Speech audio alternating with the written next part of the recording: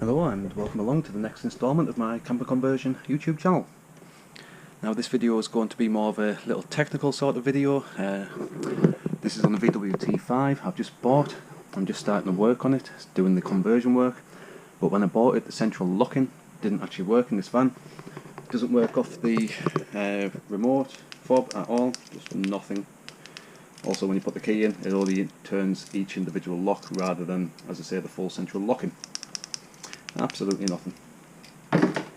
So, having had a quick look online, it looks as though I have what is one of the more common problems with the T5 central locking, and that is a broken wire under the wiring loom under the driver's seat.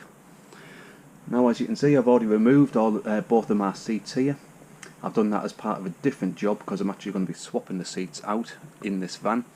So that's why the seats were removed, and I figured at the same time I would investigate this central locking issue.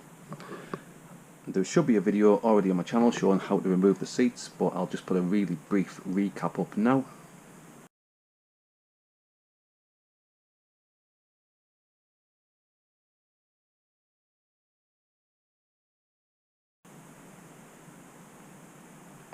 So as you can see, it didn't really take long at all. It's just a case of a 16mm socket set to undo the nuts that are securing the seat base in. You've got 8 on the passenger seat, 4 on the driver's seat. I would recommend taking both the passenger and the driver's seat out, because then it gives you a chance to get the mat all the way up, give everything underneath the mat a really good clean. Sometimes it gets a bit damp and really dirty and grimy underneath the mats, so you might as well kill 2 birds with 1 stone. Take both seats out, get the mat forward and give it a really good clean down. So after you've taken both seats off, the handbrake mechanism does need to be disconnected from the driver's seat base as well, but again that's just 2 13mm nuts, then that just releases straight away. But the handbrake does need to be off when you're actually taking it off, so if you're working on a slope or anything like that, make sure that you've got some chocks in front or behind the wheel so the van can't move. Otherwise, as soon as you take the handbrake off, it'll just roll away from you. So now I've got all of my seats out, and I've had the mat up, and I've already gave it a really good scrubbing and cleaning. You can see it's still not sparkling, but compared to what it was, it's still a hell of a lot better. So the main issue with the central locking on the T5s is part of the wiring loom that's under the driver's seat. There's a red and blue cable in there, and that is generally the culprit. As you can see, mine is broken on here, totally corroded. It's got greeny bluey corrosion all the way around it as well, so you can see that itself has just snapped.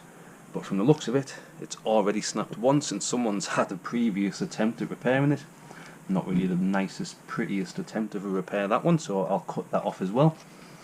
So it should just be a case of reconnecting the blue and red cable. That's if there is a break in it. As I say, this does seem to be the most common issue when it comes to the T5 central locking. So if you are having general central locking issues, you've checked your normal fuses, this, that, the other, this is your next go-to area. So hopefully it's just going to be a case of snipping out that previous bad repair, cutting out all of the join where it's broken again, get this cable fully reattached. You can see it's quite a chunky cable as well, so you do need to use a good core cable on it. I've got some nice 40 amp cable in the house, so that'll do for this. Once these are reconnected, hopefully it should just be a case of working central locking again. Then reassemble all the inside again, put the seat back in, the mat back down, things like that. And that should save yourself a couple of £100 compared to sending it into a garage to try and diagnose what's probably just going to be a broken cable. So I'll get some tools out, get this cable stripped back, replacement bit of cable put in, and we'll see if that fixes the issue. So as you can see, I've stripped off the dodgy little bit of wire from the previous repair that was already getting gunked up, and you can see where the break was, where all the corrosion is in the actual wire as well. So I've stripped it back to good wire. I'm just waiting for the soldering iron to heat up, and then I'm going to solder these round, then insulate these up. And now is also a good time to double check all of the other wiring in the loom as well, just in case there's any other wear and tear on any of the wires. I did spot one of the cables that was also showing a little bit of wear. I'll show you that in a second once I get this joined up. I don't really want to mess this up while it's just waiting for the soldering iron to heat up.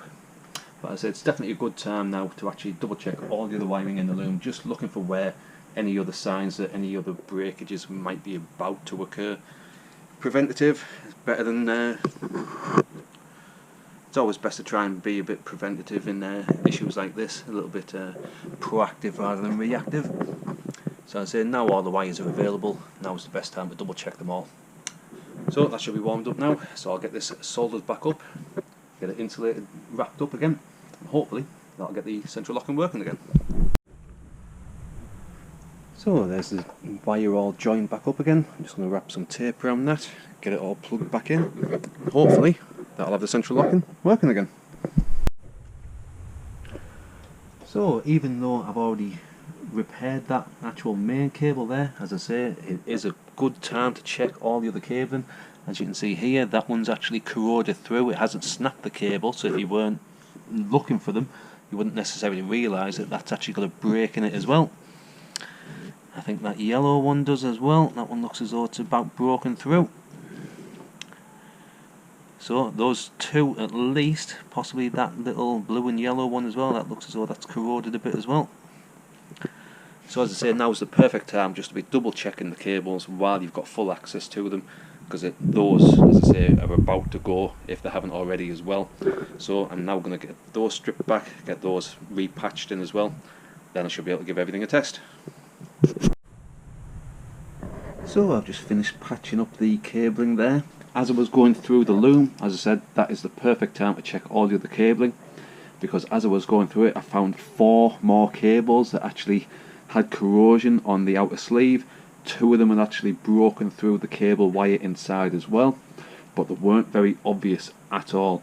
So as I say, if you are doing this and you're having all of this cabling up, now's the perfect time to double check everything else in the actual loom to make sure that it's all solid, there's no more breaks in any of the other wires or anything like that.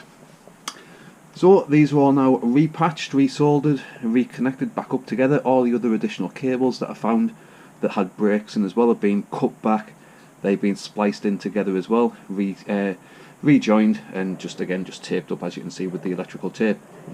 So hopefully it's just a case of now getting everything connected back up again and get a battery back in the van, because this van's been stood for that long, the battery's actually died and gone dead. So I'm going to get a new battery fitted, and hopefully when I get that fitted in I'll show you the central locking fully working again. That's if this was the actual fix. I said this is one of the most common faults on the T5 central locking issue, so hopefully just by reconnecting those cables, as you saw earlier on, that were actually physically broken, that should hopefully get the central locking back up and working again. So I'll get a battery fitted, all the cables connected again, and I'll pick the video up showing hopefully a fully working central locking system. So I've had the seat in and out just to actually give it a test fire, and it still wasn't working. So I've been back through, double checked all of the cables again. I've just finished scrubbing the hell out of the insides of the cable connectors with a couple of different wire brushes, because all of those were caked up inside, they were green. So again, they've been brushed right back, both of those. And I've double checked the cables again. I can't see anywhere on any of the cabling where there's any break or even any sign of any wear going through any of the cabling now. So now I've just finished actually getting the seats that I'm going to be fitting in the van mounted to the base. So I'm going to get this fitted in and hopefully it's going to fire up. I've also removed the stereo as well, because I know that can actually be a common fault area as well. If an aftermarket stereo is fitted, some of the wiring inside of it, again, that can sometimes nobble the central locking, so I've removed that as well completely, just to take that out of the equation. So I'll get the seat back in, I'll get the battery connected back up. Obviously if you're brushing any of these connectors, disconnect the battery, otherwise you'll just get sparks and shorts if you're doing any steel brushing over the connectors. So I'll get it back in, give it a test fire, and if it doesn't work this time, scratch my head a bit more. So I've just got the seat back in, I've connected the battery up, and I've been trying with the key fob There's just nothing going off that. The light is flashing, but the central locking's still not working off that. And just as a final last resort, I tried it with the key, and it's actually working. Lights flashing, all the locks have gone down all the way around. Unlocks on both sides as well. So I don't know whether it's just the battery now that might need replacing in the key fob. As I say, it wasn't even locking and unlocking centrally with the key before I managed to do all these repairs. What it'll have been, I'm not sure. As I say, whether it was the brakes and the wiring, the stereo, combination of the two, who knows. But those are the two most common faults that I've seen online that get mentioned when it comes down to central locking issues on the VW T5. So I say I'm going to get this, probably the battery replaced on this, but at least it's working on the actual key, and that's the main thing. So at least I can lock it up and not have to go around and check every single door.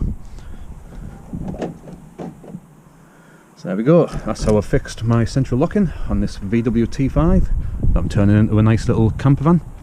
Do have a look at my channel, there's all sorts of different videos on there as well. I'm documenting this van job by job all the way through the camper conversion. I've also got a VW T4 there that's fully documented as well. There's going to be this big bus, so there's going to be loads of content. So I hope you found this video useful. If you did, do give the video a good old thumbs up, hit the subscribe button, and hopefully I'll see you on one of the next videos of my series. Thanks for watching. Cheers.